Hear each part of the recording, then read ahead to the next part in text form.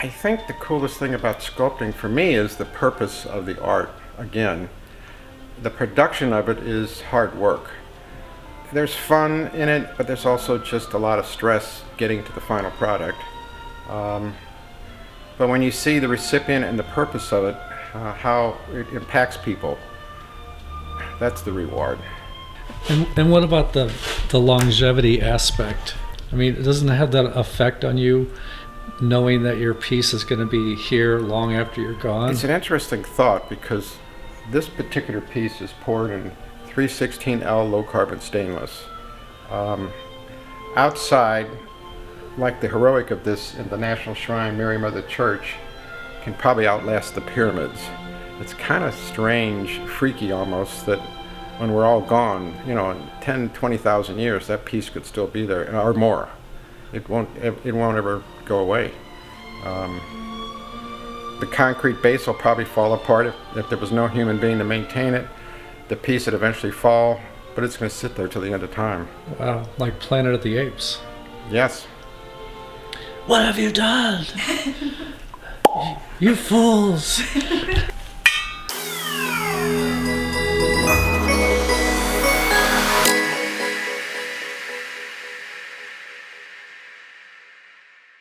It looks like there's blemishes in the metal. Tell me about that. That's part of the process, correct?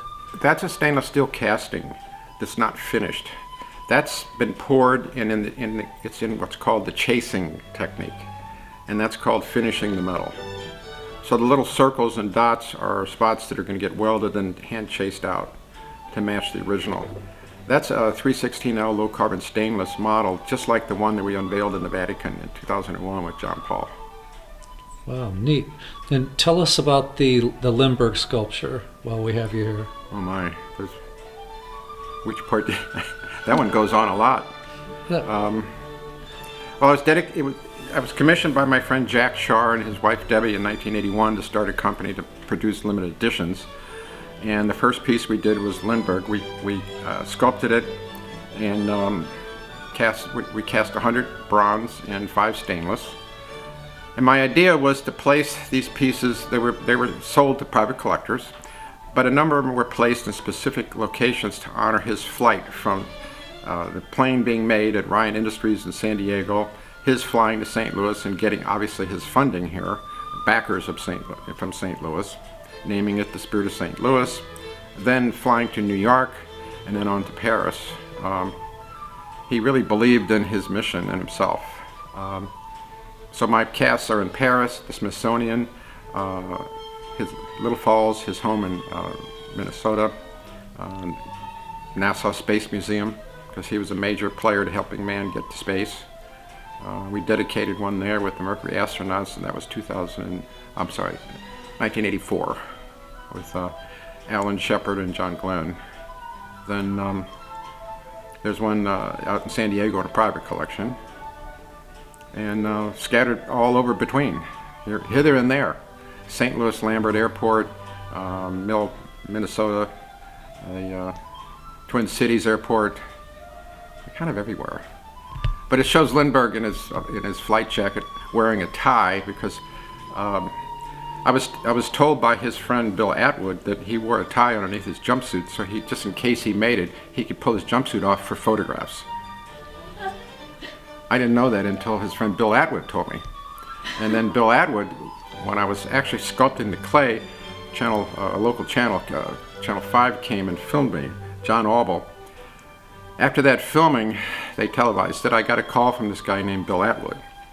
And Bill said, "Don, can I come talk to you and see the clay? Because I flew with Lindbergh on mail route between St. Louis and Chicago in the mid-1920s before he made the flight.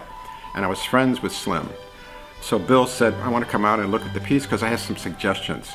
So originally, I was putting an ascot around his neck. I didn't know what to do. I was just kind of sculpting. He said, "Don, take the ascot off and put a tie on him." And I did.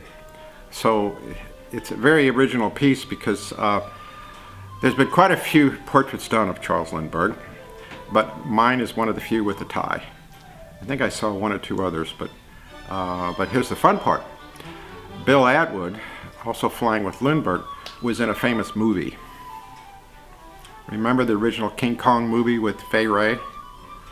He's the guy that was in the goggles shooting down King Kong. Oh, wow. That's Bill Atwood. Well, my name is Don Wiegand, and I live in a place called Gumbo. Chesterfield calls it Chesterfield Valley, but this is called the Gumbo Bottoms. It's an old Native American name. And I call myself Don from Gumbo, the Gumbonian. I think the important thing in life is that we don't... History is an important thing. And I don't know why I had to bring that up, but Gumbo is an important word. So I'm Don, sculptor from Gumbo, and I've created images reflecting life and the purpose of life pretty much all over the world. One of the projects we're working on right now is a project that I was commissioned originally in 2003 by Mid-America Transplant Service. It is to honor organ and tissue donors. So we designed this monument, which is downtown St. Louis, just near Forest Park Boulevard. Forest Park. The dedication was in 2009, and it's toasting life. It's organ donors, organ donor families, and recipients together with candles toasting the most important thing, and that is life, and we can't buy it. It's a gift from God. The monument we're building is smaller in Cape Girardeau. It has certain sections of the original piece. There's a little boy toasting with a group of people that are also in the background. And the important thing here again is honoring the gift of life and donor families. It's going to sit on the Southeast Missouri State campus, right along the Mississippi River, a little bit up on the bluffs, right next to the big old 200-year-old chestnut tree. And the little boy's kind of pointing to the river, and the grouping is kind of toasting towards the school, which is up on the hill. Two perfect, amazing pieces of toasting life. Water and education. Two very important elements that I think we all better completely respect how important that is. The piece is dedicated coming up this probably July or August, and it's once again partial elements off the big piece, which is here located in St. Louis. How do you do it? What's the process? Well, composition is the first thing. Design and composition. What am I going to sculpt? It took me about a year to actually get to the point of showing the donor families my thoughts on what represented their, I should say, their loss of life, losing someone that they loved. The process is to first design, then sculpt. I sculpt in clay, then we make a series of rubber molds over it, and then the rubber molds get wax poured into them. The wax goes to a foundry and gets invested in sand or a slurry sand mix. That's fired, the wax is melted out, and the metal is poured in where the wax was. So it's the Sarah Purdue, the lost wax technique. It's ancient, goes back to the Etruscans, but we're using modern day materials, but it's all a lot of handwork. There's nothing fast about it. I kind of like to translate something that I can, if they can't pose for me in life. I want to take a photograph and try to transpose that as best I can. I call it the energy from the photograph, okay? This is the photograph. So I enlarged the photograph, as you see, from the book. And I'm using a technique which is called enlarging. It's a point system. Michelangelo would have used the same thing creating the Sistine Chapel, where you're working on plaster, a fresco, and the plaster's wet. So you do a full-size sketch of your piece that you're going to translate into the plaster. Now remember, in order to really see the scale, you have to get back far enough to see it, but since you're working on a ceiling with scaffolding, you had to create the pieces, lay it over the plaster. You made little holes in the lines where you did the drawing before you put the paper up. Dust it with charcoal, carefully take the paper down, and there's little black dots following all the lines, so that's your guide the painting in the fresco. I'm doing the same thing with this. So what I'm doing is taking a point and I'm translating it into the clay, just to get reference points, okay? And this piece is just getting started.